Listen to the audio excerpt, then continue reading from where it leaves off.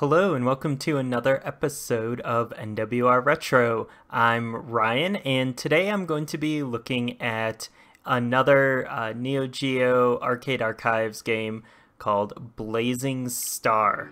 And this game is a sequel of sorts to a previous NEOGEO game called Pulse Star, which I've never played, but I know it's really highly regarded here. So this game came out in 1998, and as you can kind of see from the intro here, we have a mix of kind of ugly CG, but then some like really awesome, hand-drawn, like late 90s anime, character designs and stuff. So yeah, let's go ahead and get right into it. The first thing I am going to kind of preface this with is this game is super hard. I even have it set down in difficulty levels, which you can do with these Arcade Archives games, but it is super hard and I am not very good at it, but you know, we'll see how this goes. So I prefer the Windina. You have a lot of different ship choices here, but yeah, I prefer this one because it has like a pretty big attack range, so you don't have to be as precise with your aiming.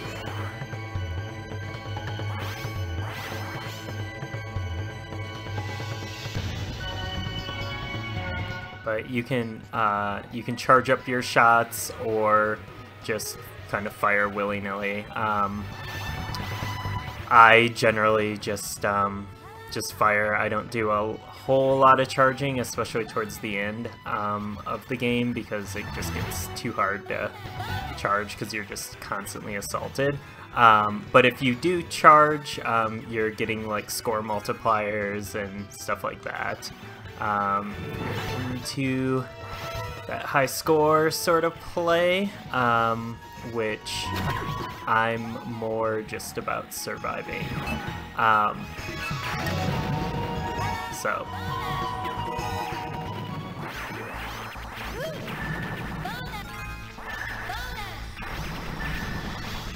something you'll notice as soon as I kind of start dying and fighting bosses and dying more and all that, is this game has a pretty ridiculous localization, which is kind of the case for a lot of, a lot of those SNK NeoGeo arcade games of the era. But what's interesting about this one is, like, it came out in 1998, so you would think, by that point, that's the same year Metal Gear Solid came out. We were kind of getting, localizations had been stepped up a bit.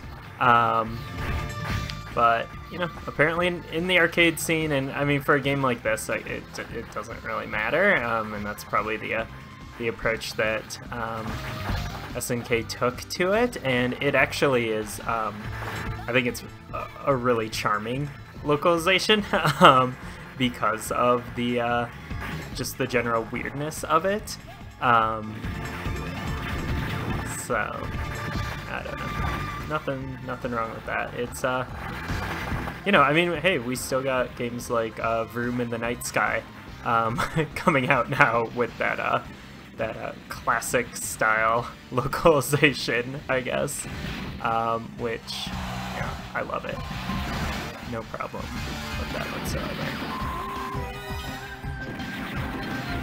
So, stage one, pretty laid back, pretty easy,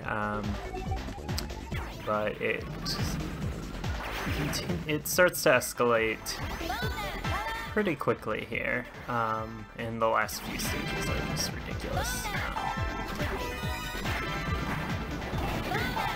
I don't know if I'll play all the way through. I don't think I will on on this video here because I just you know, I just played through this game and finished it, and me fighting the last boss of this game was like the ugliest thing ever.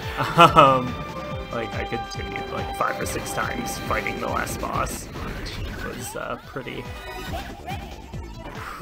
bad.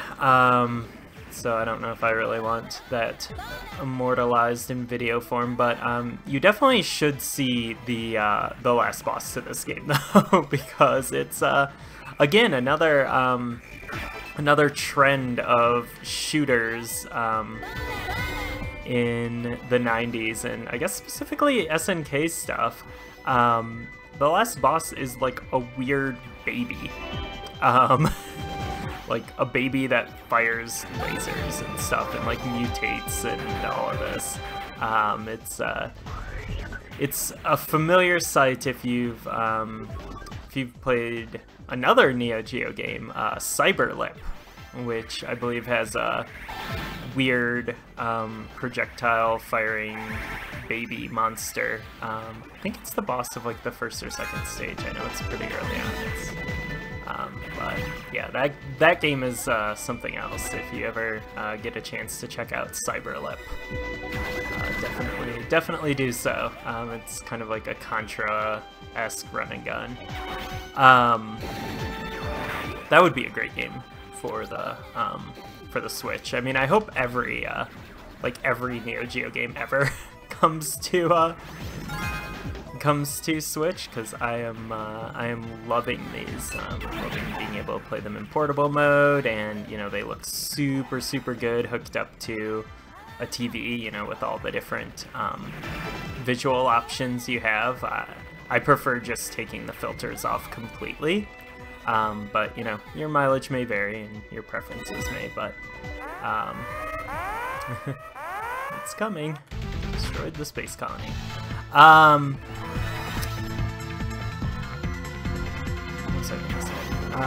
Oh yeah, these games also play super well with the Pro Controller. So if you have one of those, and I mean, if you play a lot of games on Switch, I highly recommend the Pro Controller. But yeah, these games are great with them. Great D-pad, just a great feeling controller in general.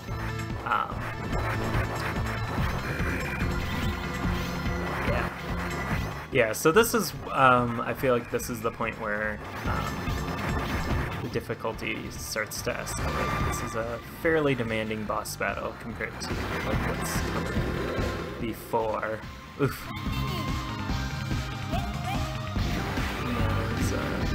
Oh, is that my first continue, second continue? Okay. But yeah, as you can see, you also have a boss timer here, which is a little weird. It kind of reminds me of, you know, like extra time in a soccer match, because, you know, it goes out and like the timer's out, and then you're like, I'm still playing, do I still have time, like how much more time? And I'm not really sure how that works. I don't know how many penalties I've had.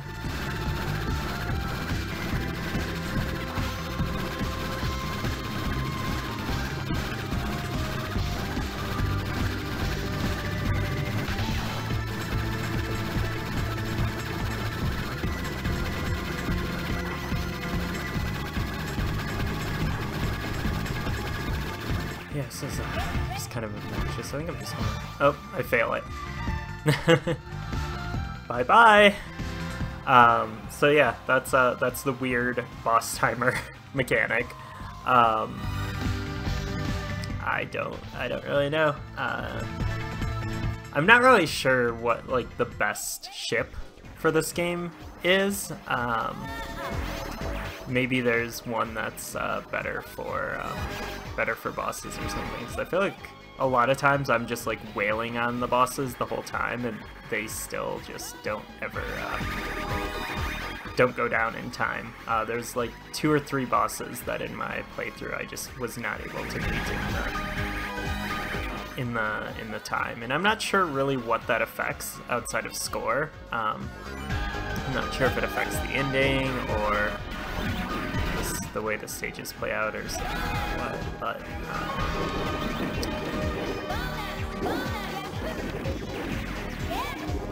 the ending is pretty good though.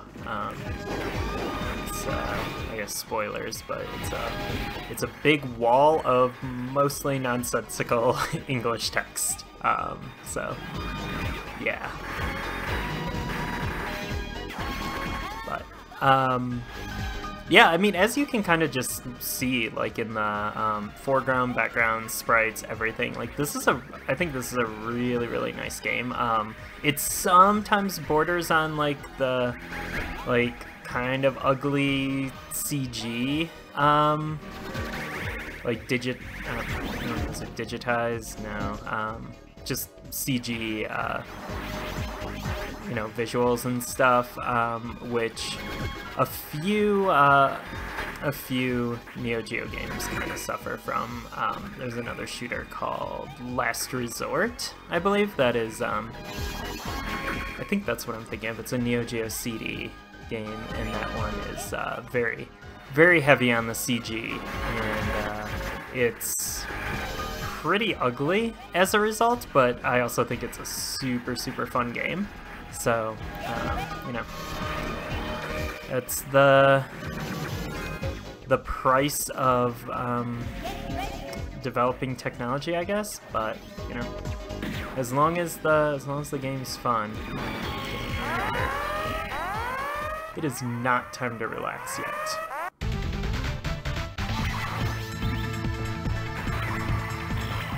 But yeah, I've been definitely chatting a bunch here, but the music in this game is pretty excellent as well. I like these boss themes a lot.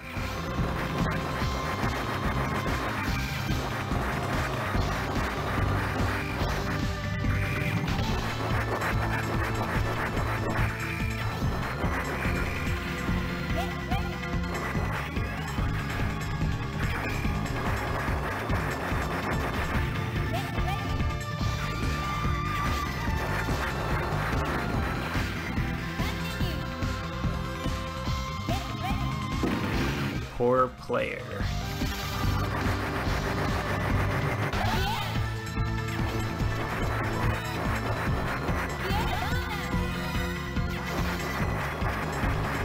There we go. Now I got some good upgrades happening here.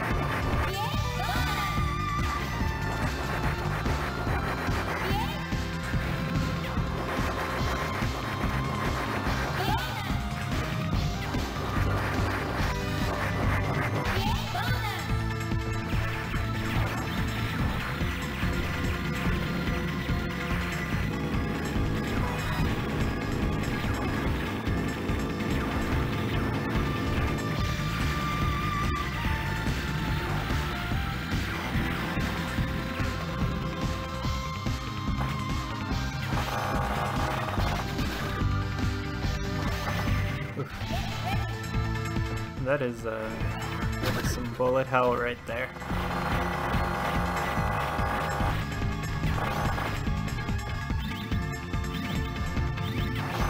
Kind of like the effects here on my ship and on the boss ship. Like we're falling out of orbit.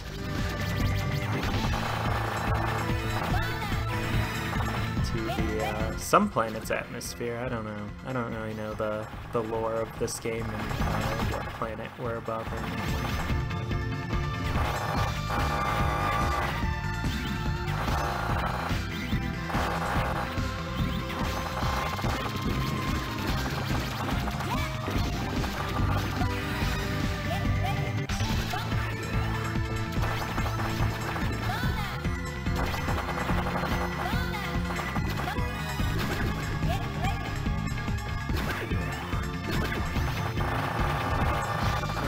Probably gonna run out of time on this one as well. Yep. I was feeling that coming. Yeah, I need to work on my skill, it seems. But yeah, this game it's pretty excellent if you enjoy side-scrolling shooters of the like. I think it's probably the best shooter that's been released on the Switch so far. If you like old school style shooters, I mean, of this style, there's not a ton, but I do think it's I do enjoy it more than Alpha Mission 2, which you know, that's a vertical shooter. This is a horizontal one. I think Alpha Mission 2 is pretty cool. I like it, but I think I like this one a bit more. Generally, more of a vertical or a horizontal shooter fan, but it's cool to like already have options within the genre on the system. You know, thanks to these NEOGEO games, and I guess Graceful Explosion Machine counts as well, I suppose. But yeah, that's it's cool. Definitely super recommend digging into the NEOGEO arcade archives on the Switch. There are a ton of them, and they are really mostly pretty good. So yeah, I think I'm going to wrap up this video here, though. Thank you for tuning in. As always, you can check out NintendoWorldReport.com for all sorts of good Nintendo takes. Check out the YouTube channel as well. I know they've been way more aggressive about like posting videos regularly, so if you're not subscribed, definitely get on there. And if you like the stuff that's being done and happening over at NWR, support the Patreon. There's lots of cool you know, early access to different pieces of content and good community stuff happening there. So yeah, check all that out. As for myself, you can find me on Twitter at Brawndwarf, BRAWNDWARF, and I have a website and podcast and YouTube channel, and it is NintendoFunClubPodcast.com.